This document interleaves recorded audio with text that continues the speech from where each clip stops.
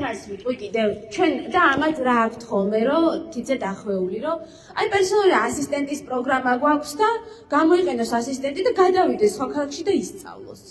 მაგრამ პრობლემა ის არის რომ იმისთვის რომ ჯერთი წლებია ვიღაცები რიგში დგანან და ეს სერვისი მომსახურება ყველასთვის არ არის მისაწვდომი და ამაზე რა თქმა უნდა არგუმენტი აქვს რომ ბიუჯეტში ფული არ ყოფნით თურმე და მეორე ამბავია რომ ასისტენტის სერვისს გასცემს მუნიციპალიტეტი. ანუ უნდა იყო ჩაწერილი, უნდა იყო მცხოვრები იმ მუნიციპალიტეტის, სადაც ისარგებლებ ამ დამხმარის პროგრამით.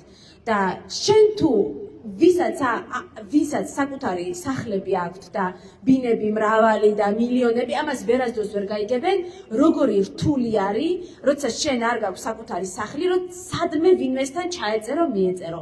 როგორ ყველას ეშინია, როგორ ამაში ხალხი ფულს იხდის, ეძებენ ვინმეს რომ ოღონდ ჩაეწერონ, მე როგორ ამოწერენ ხოლმე ისე რომ არც იციან და მე სერვისებზე წვდომას კარგავენ. აი ესეც იმიტომ რომ ჩვენ ბედს წყვეტენ, ეხლა მილიონერები და ეს ამ ადამიანების თავში უბრალოდ ვერ შედის.